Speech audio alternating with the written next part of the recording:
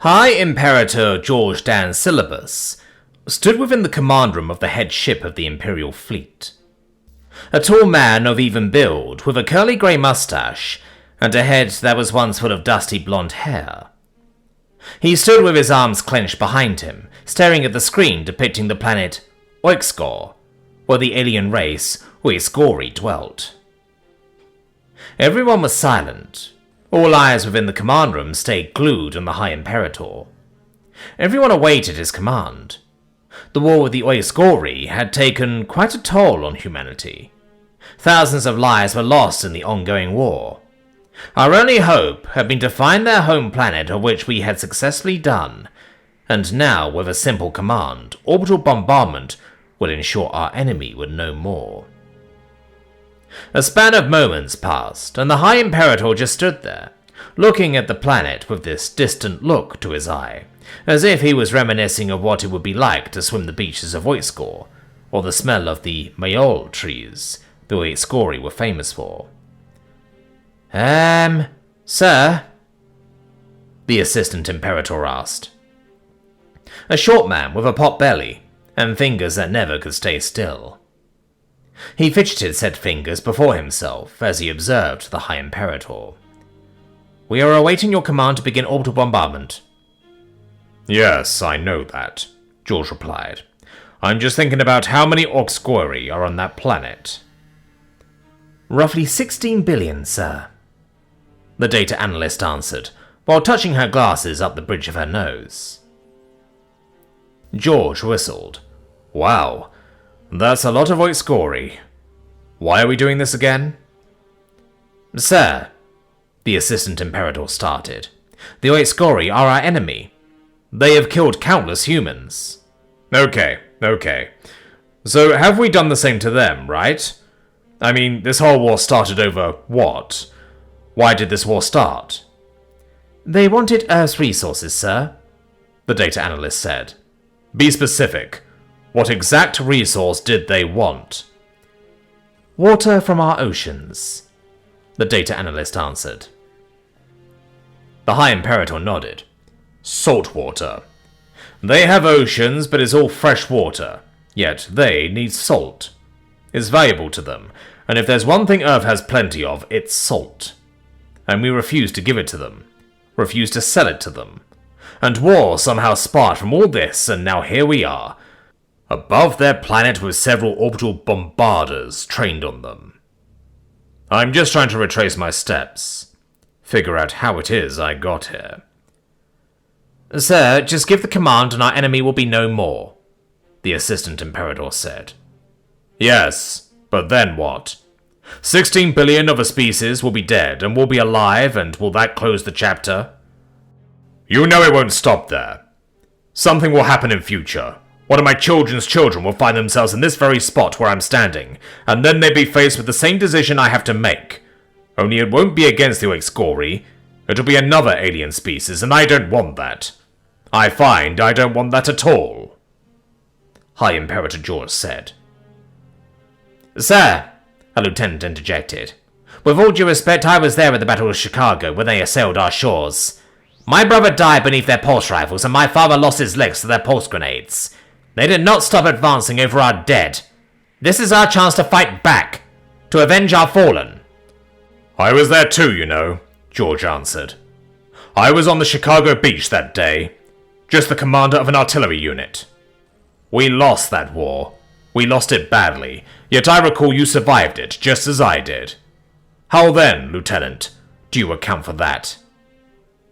The lieutenant struggled for words. Everyone knew what he was going to say. The Oixgori had taken over an entire coast. All of it was under their rule due to their surprise advance from the depths of our oceans. Yet they did not eradicate all life. They let all who'd surrender go free, unharmed, the lieutenant said. All who'd survived the assault on the Chicago beach were those who surrendered, those who were set free to live for another day. My point exactly. They let those who surrendered go free. They let the wounded be taken care of. They did not hold prisoners. All they wanted was the stupid salt. High Imperator George said. He raised a hand to his face and rubbed at his brow. I don't want to be the one who gives the command. Yes, I've served all my life, followed every order, and now I find myself in a position where I give the orders. But you all know once I give the command, this decisive victory, the press will push on every human will have my name on it. High Imperator George Dan Syllabus, Savior of Mankind. I can already see the headlines and all the tabloids. This victory will be claimed by me, given to me.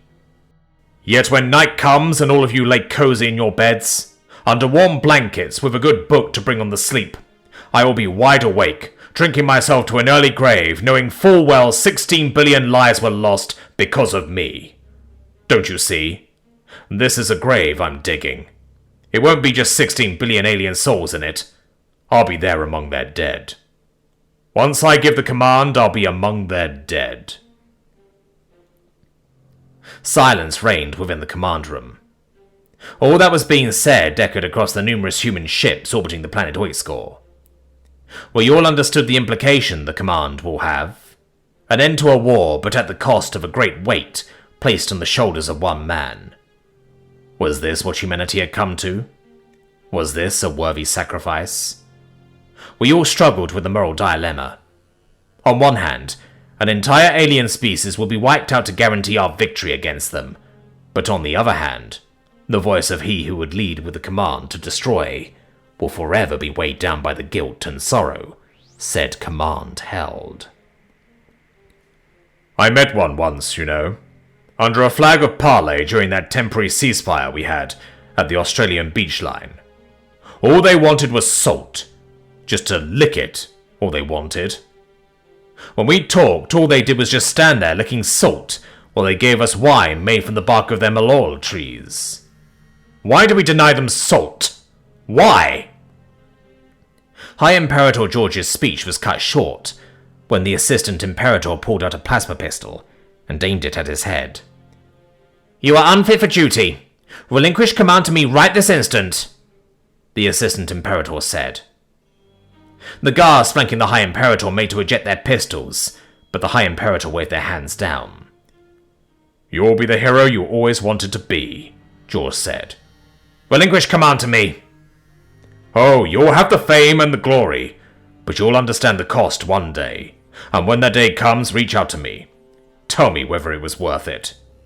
Give me the fucking command! You have full command, Assistant Imperator, High Imperator George said.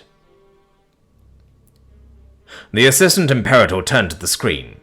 His insignia changed from purple to green, showing he was the highest-ranking official in space, while George's insignia changed from green to a dull yellow, the mark of one who has been relieved of duty. The Assistant Imperator issued the commands for the bombarders to charge. In a few moments, the heat rose noticeably within the ships as the charges vibrated through metal, the tips of the bombarders shining brilliant lights that indicated they were ready to be fired. Now came the command to fire. All turned to the Assistant Imperator, who just stood there, staring at the screen. A moment passed, then two. His hands twisted and turned, his fingers dancing, his arms crossing and uncrossing. He stared at the screen, a thin sweat sheathing his brow. Fire! He gave the order. We watched with awe as orbital bombardment took place. Bright white light emanated from the ships, then the light split upon hitting the atmosphere of the planet and caught flame. Orange fire tore through the sky, and when it met land, an explosion rocked the planet to its very core. We watched as a storm of fire engulfed the planet, raising the temperature to over 1,000 degrees, melting everything on the surface of the planet Oiskor. Their oceans boiled. Their malloy trees were no more, and as the planet collapsed in on itself, all was certain the Oiskori were no more. The Assistant Imperator started crying then. A sob escaped him that caught everyone's attention. Then his shoulders shook, and he collapsed to the ground on his knees. He placed trembling hands to his head, and yanked his hair off by the roots while wailing, "You made me do this! You made me do this!" Why did you make me do this? The orange glow of the destroyed planet cast a sordid light upon the High Imperator George Stan Sibyllus, revealing the solitary tear trickling down his cheek.